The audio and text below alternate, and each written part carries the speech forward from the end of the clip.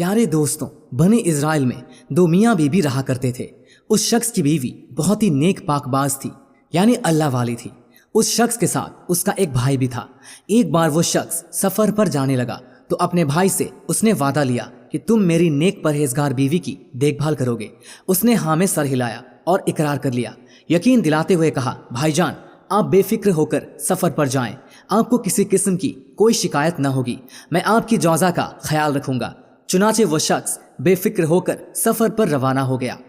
وہ اللہ والی، اللہ سے ڈرنے والی عورت تھی۔ ایک دن اس کے شوہر کا بھائی اس کے پاس آیا۔ اس کے حسن و جمال کو دیکھ کر اس کی آنکھوں پر غفلت کا پردہ ڈل گیا۔ شیطان اس پر آ چکا تھا۔ وہ اپنے بھائی کی بیوی پر عاشق ہو گیا اور اپنے بھائی سے کیے ہوئے وعدے کو توڑ کر اس کی بیوی سے کہا کہ میرے ساتھ گناہ کر لو۔ بھائی کون سا دیکھ رہے ہیں؟ وہ تو یہاں پر ہے ہی نہیں، میرے ساتھ مل کر زناکاری کرو۔ وہ اللہ والی پاک دامن با حیا عورت تھی۔ اس نے کہا، شوہر نہیں دیکھ رہا لیکن اللہ تو دیکھ رہا ہے، میں ایسا ناپاک کام نہیں کر سکتی ہوں۔ جب وہ اپنی کوشش میں ناکام ہونے لگا تو دھمکی دیتے ہوئے کہا، اگر تم نے میری نہ مانی تو میں تمہیں ہلاک کر دوں گا۔ اس نیک عورت نے کہا، اللہ پاک کی قسم، میں تمہاری گناہ بھری دعوت ہرگز قبول نہیں کروں گی، تم جو چاہے کر لو۔ پاک دامن عورت کے اس انداز کو دیکھ کر وہ خاموش تو ہو گیا، لیکن جب اس کا بھائی سفر سے واپس آیا تو اس نے اپنے بھائی سے کہا، میرے بھائی جانتے ہو تمہاری بیوی نے تمہارے جانے کے بعد کیا گل کھلایا؟ سنو، یہ مجھ سے بدکاری کیا کرتی تھی اور مجھے دعوت گناہ دیا کرتی تھی۔ تمہاری بیوی بڑی بدچلن عورت ہے۔ بھائی کی یہ بات سن کر شوہر کو بڑا غصہ آیا۔ اس نے کہا، جانتے ہو تم کیا کہہ رہے ہو؟ چھوٹے بھائی نے کہا، بھائی جان قسم سے میں بالکل سچ کہہ رہا ہوں، میں نے حقیقت تمہیں بتا دی ہے، اب تمہاری مرضی۔ بھائی کی بات سن کر شوہر کے دل میں یہ بات جم گئی کہ واقعی میری بیوی نے خیانت کی ہے۔ غصے کی وجہ سے اس نے اپنی بیوی سے بات چیت کرنا بند کر دی۔ یہ بھی نہیں پوچھا کہ میرا بھائی سچ کہہ رہا ہے یا نہیں۔ بالآخر ایک رات موقع پا کر اپنی پاک دامن بیوی پر تلوار سے وار کر کے اسے زخمی کر دیا۔ جب یقین ہو گیا کہ وہ مر چکی ہے تو وہ وہاں سے چلا گیا، لیکن وہ اللہ والی اللہ کی قدرت سے زخمی ہونے کے باوجود زندہ تھی۔ وہ نیک عورت گرتی پڑتی ایک عبادت خانے کے قریب جا پہنچی۔ اس کی درد بھری آہیں سن کر اس عبادت خانے میں موجود عابد نے اپنے غلام کو بلایا۔ دونوں اسے اٹھا کر عبادت خانے میں لے آئے۔ نیک نیت عابد بڑی توجہ سے اس کا علاج کرتا رہا، جس کی وجہ سے وہ بہت جلد ٹھیک ہو گئی۔ عابد کی بیوی کا انتقال ہو چکا تھا، اس کا ایک چھوٹا بیٹا تھا۔ اس عابد نے عورت سے کہا، اب تم ٹھیک ہو گئی ہو، اگر جانا چاہو تو خوشی سے چلی جاؤ اور یہاں رہنا چاہو تو تمہاری مرضی۔ عورت نے کہا، میرا تو کوئی ٹھکانہ نہیں ہے، شوہر گھر سے نکال چکا ہے، یعنی مار ہی چکا ہے، میرے پاس کوئی ٹھکانہ نہیں ہے، میں یہی رہنا چاہتی ہوں۔ اس عابد نے اپنا بچہ اس کے حوالے کر دیا۔ وہ نیک عورت محبت سے اس بچے کی پرورش کرنے لگی۔ عابد کا جو غلام تھا، اس عورت کے حسن کو دیکھ کر اس کی نیت بھی خراب ہو گئی۔ وہ بھی اس کے ساتھ گناہ کرنا چاہتا تھا اور وہ موقع کی تلاش میں رہنے لگا۔ ایک دن اس نے اپنی نیت کا اظہار کرتے ہوئے اس پاک دامن عورت کو بدکاری کی طرف بلایا اور کہا، تو میری بات مان لے اور میری خواہش پوری کر دے، ورنہ میں تجھے مار دوں گا۔ خوف خدا رہنے والی اس نیک عورت نے کہا، میں ہرگز تیری بات نہیں مانوں گی، تجھے جو کرنا ہے کر لے۔ بدکار غلام اپنی ناکامی پر روتا ہوا دل میں نفرت لیے وہاں سے چلا گیا کہ اس عورت کا کام تمام کر دوں گا۔ رات میں ہر طرف جب رات کا اندھیرا چھا گیا، وہ غلام عورت کے پاس آیا۔ بچہ اس کی گود میں رو رہا تھا اور وہ اسے بہلا رہی تھی۔ ظالم غلام نے تیزی سے اس بچے پر حملہ کیا اور اس کی گردن کو کاٹ دیا۔ چند ہی لمحوں میں اس بچے نے تڑپ تڑپ کر جان دے دی۔ غلام دوڑ کر عابد کے پاس گیا اور کہا، حضور کیا آپ جانتے ہیں آپ کی اس مہمان عورت نے کیا کارنامہ کیا ہے؟ کیا آپ کو معلوم ہے اس نے آپ کے بچے کے ساتھ کیا سلوک کیا ہے؟ آپ نے اس پر احسان کیا لیکن اس نے آپ کے بچے کے ساتھ بہت برا سلوک کیا۔ عابد غلام کی بات سن کر بہت حیران اور پریشان ہوا اور کہا، بتا تو صحیح اس نے میرے بچے کے ساتھ کیا کیا ہے؟ غلام نے کہا، حضور اس نے آپ کے لاڈلے بچے کو ذبح کر ڈالا ہے، اگر یقین نہیں آتا تو چل کر خود اپنی آنکھوں سے دیکھ لو۔ وہ عابد دوڑتا ہوا وہاں پہنچا تو دیکھا واقعی بچے کا گلا کٹا ہوا ہے اور اس کا جسم خون سے لت پت ہے۔ اس عابد نے اس عورت سے پوچھا کہ میرے بچے کا تم نے یہ کیا کر دیا؟ اس نے کہا، میں نے اس کے ساتھ کچھ نہیں کیا، بلکہ آپ کے اس غلام نے مجھے گناہ کی دعوت دی۔ جب میں نے انکار کیا تو اس نے بچے کو قتل کر دیا، میں اس معاملے میں بالکل بے قصور ہوں۔ اس عابد نے کہا، اے اللہ کی بندی، تو نے اپنے معاملے میں مجھے شک میں مبتلا کر دیا ہے، میں نہیں چاہتا کہ تو اب میرے ساتھ رہے۔ یہ 50 دینار لے اور جہاں چاہے چلی جا، یہ دینار تیری ضروریات میں کام آئیں گے۔ عورت نے 50 دینار لیے اور اللہ کی رحمت سے امید لگائے اندیکھی منزل کی طرف چل دی۔ ایک بستی کے قریب سے گزری تو دیکھا مجمع لگا ہوا ہے، یعنی لوگوں کی بھیڑ ہے، اور ایک شخص کو پھانسی دینے کے لیے لایا جا رہا ہے۔ بستی کا سردار بھی وہیں پر موجود ہے۔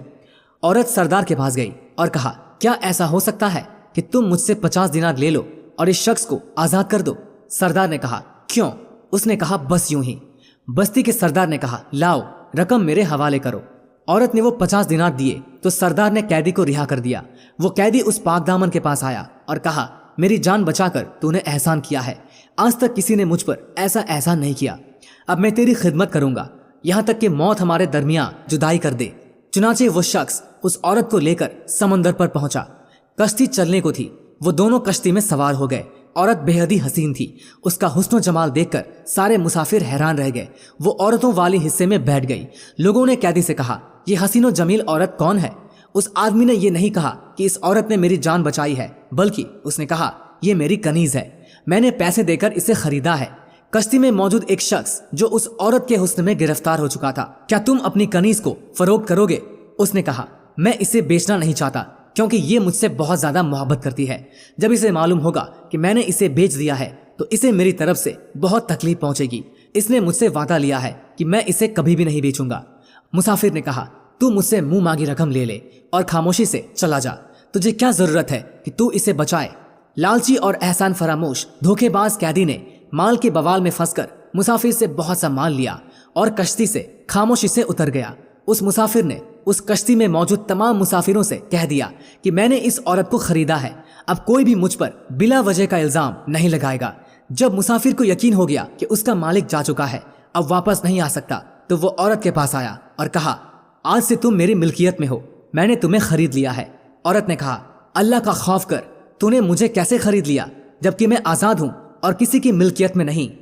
مسافر نے کہا، ان باتوں کو چھوڑ، تیرا مالک تجھے بیچ کر یہاں سے جا چکا، اب نہ تو اپنے مالک کے پاس جا سکتی ہے، نہ ہی وہ رقم واپس کر سکتی ہے جو تیرے مالک نے مجھ سے لی ہے۔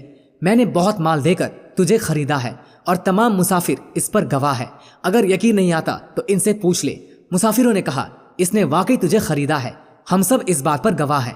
پاک دامن عورت نے کہا، تمہارا بیڑا گرک ہو، اللہ سے ڈرو، اللہ کی قسم میں آزاد ہوں، آج تک کبھی کوئی میرا مالک نہیں بنا، میں کسی کی کنیز نہیں جو کوئی مجھے بیچے گا، اس معاملے میں اللہ سے ڈرو۔ لوگوں نے اس مسافر سے کہا، یہ اس طرح باز نہیں آئے گی، اس کے ساتھ جو سلوک کرنا ہے کر ڈال، خود ہی مان جائے گی۔ یہ سن کر مسافر اس کی طرف بڑھا۔ جب اس عورت کو اپنی عزت کا خطرہ محسوس ہوا تو اس نے کشتی والوں کے لیے بد دعا کی۔ اچانک کشتی ان سب کو لے کر ڈوب گئی، سب کے سب غرق ہو گئے اور کشتی کے تختے پر عورت کے علاوہ اور کوئی باقی نہ بچا۔ اس ملک کا بادشاہ اپنے لوگوں کے ساتھ ساحل سمندر پر آیا ہوا تھا، تمام لوگ خوشیاں منا رہے تھے۔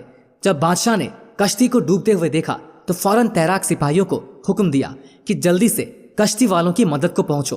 سپاہی گئے تو ان کو اس نیک عورت کے علاوہ کوئی اور زندہ نہ ملا۔ وہ اسے لے کر بادشاہ کے پاس آئے۔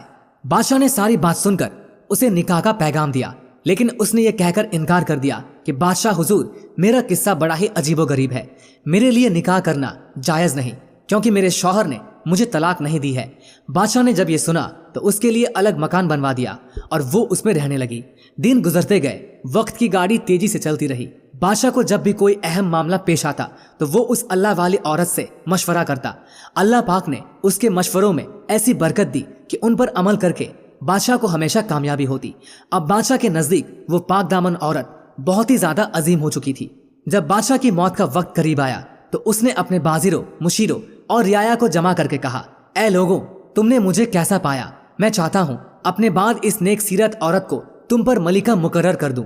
بادشاہ کے حکم پر لبے کہتے ہوئے سب نے کہا، بادشاہ سلامت، جیسا آپ چاہتے ہیں انشاءاللہ ویسا ہی ہوگا۔ چنانچہ بادشاہ نے اس باحیا پاک دامن عورت کے حوالے پورے ملک کی سلطنت کی اور اس کا انتقال ہو گیا۔ اس نے ملکہ بنتے ہی اعلان کر دیا کہ پورے ملک کے لوگ بیعت کے لیے جمع ہو جائے۔ حکم ملتے ہی ملک کے گوشے گوشے سے لوگ نئے بادشاہ یعنی نئی ملکہ کی بیعت کے لیے جمع ہو گئے۔ بیعت کا سلسلہ شروع ہوا۔ جب اس کے شوہر اور دیور آئے تو حکم دیا، ان دونوں کو الگ کھڑا کر دو۔ پھر وہ شخص آیا جسے پھانسی دی جا رہی تھی اور جس نے اس نیک عورت کو بیچ دیا تھا۔ ملکہ نے حکم دیا، اسے بھی ان دونوں کے ساتھ کھڑا کرو۔ پھر نیک سیرت عابد اور اس کا بد کردار غلام آیا تو انہیں بھی لوگوں سے الگ کر دیا گیا۔ جب تمام لوگ اس کے بیعت لے چکے تو ملکہ نے ان پانچوں کو اپنے پاس بلایا اور اپنے شوہر سے کہا، کیا تم مجھے پہچانتے ہو؟ اس نے کہا، آپ ہماری ملکہ ہیں۔ پاک دامن عورت نے کہا، میں تمہاری بیوی ہوں۔ سنو، تمہارے بد کردار بھائی نے میرے ساتھ کیسا برا سلوک کیا۔ یہ کہہ کر اس نے سارا واقعہ سنا دیا۔ میں آج بھی پاک دامن اور محفوظ ہوں۔ اب بتاؤ تمہارے اس بد کردار بھائی کے ساتھ کیا کیا جائے؟ اس کے شوہر نے کہا، اسے پھانسی دے دو، میرے سامنے پھانسی دو۔ اس کے کہنے پر اسے پھانسی کا حکم دیا گیا۔ پھر عابد کے پاس آ کر اس نے کہا، اگر آپ کی کوئی حاجت ہو تو بتاؤ، میں وہی عورت ہوں جو آپ کے پاس زخمی حالت میں آئی تھی۔ آپ کے بیٹے کو دراصل میں نے نہیں بلکہ اس ظالم غلام نے قتل کیا ہے اور مجھ پر بد کرداری کا الزام لگایا ہے۔ آپ کیا چاہتے ہیں؟ اس نے کہا، اس کو بھی پھانسی دی جائے۔ اس عابد کے کہنے پر اس غلام کو بھی قتل کروا دیا گیا۔ اب اس شخص کی باری تھی جسے پھانسی دی جا رہی تھی اور ملکہ نے اسے بچایا تھا۔ جب وہ آیا تو اسے بھی قتل کر دیا گیا اور اس کی لاش چوراہے پر لٹکا دی گئی، اور یوں وہ سب اپنے انجام کو پہنچ گئے۔ باحیا پاک دامن عورت نے، اللہ والی نے ہر وقت اپنی عزت کی حفاظت کی، احکام خدا بندی کو پیش نظر رکھا اور صبر سے کام لیا۔ آج اسے تاج و تخت اور عزت اور عظمت کی دولت میسر تھی۔ اسی طرح وہ سلطنت کو چلاتی رہی اور نیک نامی کی حالت میں اس دنیا سے گئی۔ دوستوں، یہ ویڈیو آپ کو کیسے لگی؟ کمنٹ کر کے ضرور بتائیے گا۔